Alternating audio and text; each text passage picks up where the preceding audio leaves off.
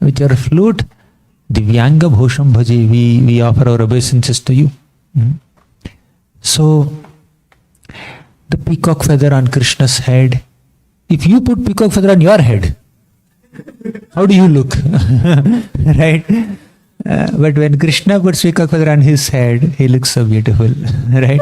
You may look beautiful, I'm not saying anything, but not as beautiful as Krishna, I'm sure about it. Okay? So, flute. Many people play flute. Some are expert players also. But nobody can outsmart Krishna.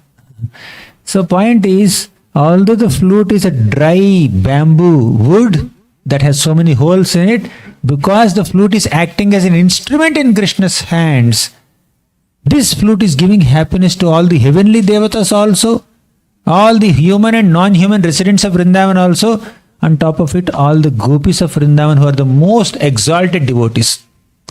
To be able to please a devotee of Krishna is such a great privilege. To be able to please Srimati Radharani and the gopis and the Vrajavasis who are the topmost devotees of Krishna, what a great credit. And the flute got that credit. Why? Because the flute is acting as an instrument in Krishna's hands. That's the glory of being an instrument in Krishna's hands. Similarly, the Yashoda bound Krishna with a silken rope to a wooden grinding mortar. Wooden grinding mortar is very small. Silken rope is very feeble, very, very simple. It's not like iron chain. But with that simple silk rope, with that simple wooden grinding mortar, Krishna caused this gigantic Yamalarjuna trees to collapse. He uprooted them. The rope does not have so much strength to collapse. You take the same rope and pull Yamalarjuna trees, nothing will happen. You will get tired. Or the rope will break.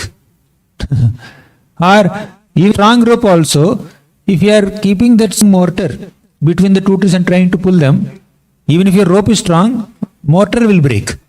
But the trees will not fall down. Because trees has 1,000 times or 10,000 times more wood than the wooden grinding mortar there. But Krishna has empowered the rope and the mortar with the ability to uproot the Yamalarjuna trees. That's the being an instrument in Krishna's hands. We become weaker than ourselves when we become a victim of senses. In the Chaitanya Charitamrita, Lord Chaitanya Mahaprabhu was traveling in the South India. There, he met Ramananda Rai, very exalted devotee. And they embraced each other. They went into deep ecstasy. And they had tears in their eyes out of love for each other. Basically, Ramananda is Vishakha Sakhi, some say Lalita Sakhi, and Mahaprabhu is Krishna himself. Their natural loving relationship qualified or evolved enough to understand their loving ecstasies. Why is a sannyasi embracing a government officer and crying with tears of ecstasy? They cannot understand it. So they kind of control their emotions. But they planned, let's meet tonight. Let's discuss about Radha Krishna. So Ramananda Rai and Lord Chaitanya Mahaprabhu, they met in a secluded place on the bank of Godavari and they started discussing so many pastimes. He was asking questions and Ramananda Rai was answering the questions.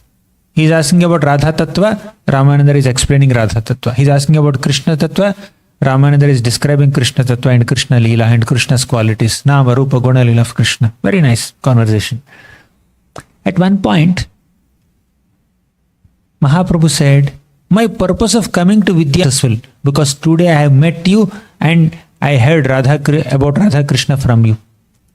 I am so